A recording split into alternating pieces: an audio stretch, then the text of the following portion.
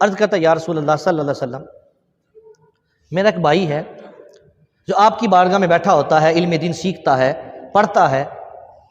میں کھیتوں میں کام کاج کرتا ہوں، میں محنت مزدوری کرتا ہوں، حضور گزارا نہیں ہو رہا، اتنے پیسے ہم نہیں کما سکتے، یہ جوان ہو گیا ہے، یہ آپ کے پاس بیٹھ کے دین سیکھتا ہے، اسے بھی آپ فرما دیں کہ اب میرے ساتھ آ جائے، کام کاج میں ہاتھ بٹائے،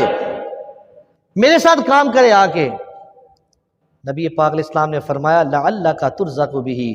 فرمایا اسے اپنے ساتھ لے کے جا رہے اس وجہ سے کہ تمہارے ساتھ محنت مزدوری کرے، پیسے چاہ رہا ہے، فرمایا اب تک جو رب تجھے رزق دے رہا تھا نا، اسی بندے کی وجہ سے رزق دے رہا تھا، لعلک ترزق بہ، فرمایا اسی کی وجہ سے تمہیں اب تک رزق دیا جا رہا تھا۔ علم دین جو پڑھتے ہیں، پڑھاتے ہیں، دین کا علم سیکھتے ہیں، حضور نے فرمایا ان کی وجہ سے بھی روزی دی جاتی ہے، ان کی وجہ سے بھی برکتیں دی جاتی ہیں۔ یہ نبی پاک صلی اللہ علیہ وسلم نے اپنے اس صحابی کی تربیت فرمائی، فرمایا اب تک تجھے جو رزق مل رہا تھا نا، اس دین پڑھنے والے کی وجہ سے اللہ تمہیں رزق عطا فرما رہا تھا۔ بہت ساری وجوہات ہوتی ہیں رزق میں برکت کی، اولاد میں برکت کی، برکت کی وجوہات ہیں، اسی طرح بے برکتی کے بھی اسباب ہوتے ہیں، برکت کے بھی اسباب ہوتے ہیں۔ ایک شخص آتا ہے نبی پاک علیہ السلام کی بارگاہ میں، یا رسول اللہ ہم کھانا کھاتے لیکن سیر نہیں ہوتے، یعنی کھانا ختم ہو جاتا ہے لیکن پھر بھی ابھی طلب ہوتی ہے، بہت سارا کھانا کھا لیتے سیر نہیں ہوتے۔ حضور نے فرمایا لعلکم تفترقون، فرمایا الگ الگ کھاتے ہوگے، فرمایا الگ الگ کھاتے ہوگے، اس لیے ایسا ہوتا ہے فاجتمعوا علی طعامکم واذکروا اسم اللہ علیہ یبارک فیکم، فرمایا اکٹھے مل بیٹھ کے کھایا کرو اور اللہ کا نام لے کر کھانا کھایا کرو، اللہ تمہارے لیے برکت عطا فرما دے گا۔ دیکھیں اس سے کتنا پیارا سیکھنے کو ملتا ہے اس حدیث مبارکہ سے۔ حضور نے فرمایا لعلکم تفترقون، تم الگ الگ کھاتے ہو اس لیے برکت نہیں ہے۔ اب گھر کے اندر جناب والد صاحب ہے، وہ ڈیوٹی سے آ رہے ہیں، وہ کھانا الگ بیٹھ کے کھا رہے ہیں، بیوی الگ کھا رہی ہے، بچے الگ کھا رہے ہیں، بیگم الگ کھا رہی ہے، اگر اس انداز میں کھانا کھایا جائے تو برکت نہیں ہوتی۔ رسول پاک علیہ السلام نے فرمایا فاجتمعوا علی طعامکم، جب کھاؤ تو اکٹھے بیٹھ کے کھایا کرو، واذکروا اسم اللہ علیہ، اللہ کا نام بھی لیا کرو، یبارک فیکم، اللہ اب تمہارے کھانے میں برکت عطا فرمائے گا۔ نبی پاک علیہ السلام نے ارشاد فرمایا جب بندہ اپنے بیوی بچوں کے ساتھ بیٹھ کے، اپنے اہل و عیال کے ساتھ بیٹھ کے دسترخوان پہ کھانا کھاتا ہے تو اللہ تبارک و تعالیٰ خوش ہوتا ہے بندے کے اس عمل سے، اللہ خوشی کا اظہار فرماتا ہے بندے کے اس عمل سے کہ بندہ اپنے بیوی بچوں کے ساتھ بیٹھ کے کھانا کھا رہا ہے۔ یہ بڑا اچھا عمل ہے اپنے گھر کے اندر بیٹھ کے، اور الحمدللہ ہم دیکھتے ہیں رمضان میں برکتیں ہی برکتیں، بہاریں ہی بہاریں، سحری بھی تو اکٹھی کرتے ہیں سارے بیٹھ کے، افطار میں کس طرح سارے گھر میں اکٹھے بیٹھے ہوتے ہیں، تو یہ بھی تو ایک انداز ہے، رمضان آ کے گھر میں سارے افراد کو اکٹھا بٹھا دیتا ہے، اس طرح بیٹھ کے کھانا ہے، وہ کھانے کا انداز بھی سکھاتا ہے رمضان آ کے، تو کیسی پھر اللہ برکتیں بھی عطا فرماتا ہے۔ رمضان جاتا ہے تو ایک بندہ کسی ٹائم کھا رہا ہے، ایک فرد کسی وقت کھا رہا ہے، لیکن حضور نے فرمایا اکٹھے ہو کے کھایا کرو، اللہ تمہارے کھانے میں بھی برکت عطا فرمائے گا۔ یہ بھی برکت کی طریقے۔ پھر نبی پاک علیہ السلام نے، ایک شخص آتا ہے پوچھتا یا رسول اللہ کو برکت کا وظیفہ دیں، فرمایا اذا دخلت علی اہلک فسلم، جب اپنے گھر میں جایا کرو تو سلام کیا کرو، دروازہ کھولا گھر میں جاتے ہیں، گھر والے بیٹھے ہیں، سلام گھر والوں کو بھی کریں، فسلم، سلام کرو، یکون برکت علیک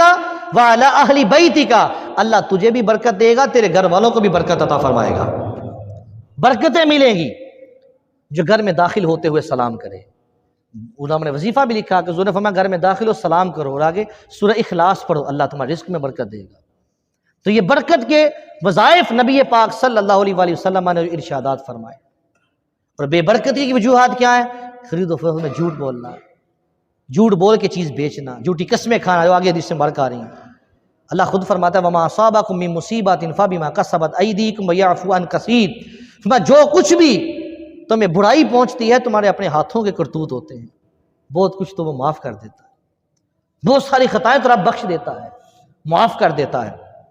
نبی پاک صلی اللہ علیہ وسلم نے فرمایا لا یزید فی العمر الا البر،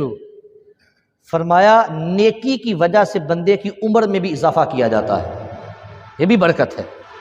فرمایا نیکی کی وجہ سے بندے کی عمر بڑھا دی جاتی ہے۔ ولا يرد القدر الا الدعاء، فرمایا دعا تقدیر کو ٹال دیتی ہے۔ اور آگے فرمایا وَإِنَّ الرَّجُلَ لَيُحْرَمُ الرِّزْقَ بِالذَّنْبِ، بندہ اپنے گناہوں کی وجہ سے رزق سے محروم کر دیا جاتا ہے۔ اپنی خطاؤں کی وجہ سے بندہ رزق سے محروم کر دیا جاتا ہے۔ اب غور کریں کہ کتنی پیاری چیزیں اس حدیث مبارکہ میں ارشاد فرمائی گئی۔ نیکی کی وجہ سے عمر بڑھتی ہے، نیکی کی وجہ سے رزق بڑھتا ہے، جبکہ معصیت گناہ کی وجہ سے بندے کو رزق سے محروم کر دیا جاتا ہے۔ تو گھر کے اندر ہم بھی نیکیاں کریں، گھر والوں کو بھی ذہن دیں، گھر کے اندر تلاوت کی جائے برکت ہوگی، رب کا ذکر کیا جائے برکت ہوگی۔ یہ بھی نبی پاک صلی اللہ علیہ وسلم کے فرامین ہیں۔ اللہ تبارک و تعالیٰ ارشاد فرماتا ہے قرآن پاک میں، یمحق اللہ الربا ویربی الصدقات، اللہ تبارک و تعالیٰ سود کو مٹاتا ہے اور صدقے کو بڑھاتا ہے۔ کروڑوں روپے کا بندہ مالک اور کوٹھی اور بنگلوں کا بندہ مالک ہو، پیسہ سود پہ دیا، گروی پہ مکان دے کے بندہ سود لے رہا ہے، بینک میں پیسہ رکھ کے بندہ سود لے رہا ہے، کسی کو قرض دے کے بندہ سود لے رہا ہے، وہ کروڑوں روپے کا کوئی فائدہ نہیں ہے، بندے کے اپنے کام بھی ایسا پیسہ نہیں آتا۔ اللہ خود فرماتا ہے یمحق اللہ الربا، اللہ سود کو مٹا دیتا ہے، اللہ تباہ کر دیتا ہے، ختم کر دیتا ہے۔ ہاں ویربی الصدقات، صدقے کو پرورش دیتا ہے، صدقے کو پروان چڑھاتا ہے۔ جو رب کی راہ میں مال دیا جاتا ہے اللہ بڑھا چڑھا کے بندے کو عطا فرماتا ہے، لیکن سود کا مال تو ختم ہو جاتا ہے، اس میں برکت کہاں سے آنی ہے؟ وہ برکت والا مال نہیں ہے، وہ تو رب سے لانے جنگ ہے، وہ تو اللہ کے رسول سے لانے جنگ ہے۔ سودی کاروبار میں برکتیں نہیں ہوتی، سودی لین دین، سودی تجارت، سودی کاروبار میں برکتیں نہیں رکھی جاتی، برکتیں اسی میں ہوتی ہیں جو اللہ رسول کے فرامین کے مطابق رزق حلال کمایا جاتا ہے، اللہ برکت اس میں دیتا ہے۔ نبی پاک صلی اللہ علیہ وآلہ وسلم نے ارشاد فرمایا اقامت حد من حدود اللہ خیر من مطر 40 لیلۃ فی بلاد اللہ، فرمایا رب کی جو حدود ہیں، آرڈیننس، جو قوانین قرآن نے بیان کیے،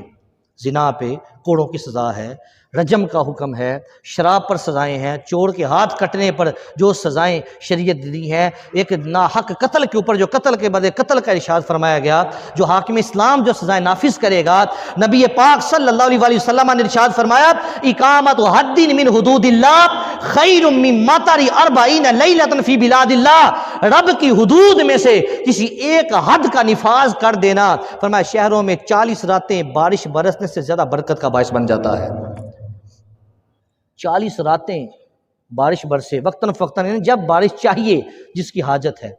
فرمایا اتنی بارشیں برسنے سے بھی وہ برکتیں نہیں ملتی جتنی برکت اللہ کے قوانین میں سے ایک قانون کا نفاذ کرنے سے رب برکت قوم کو عطا فرماتا ہے۔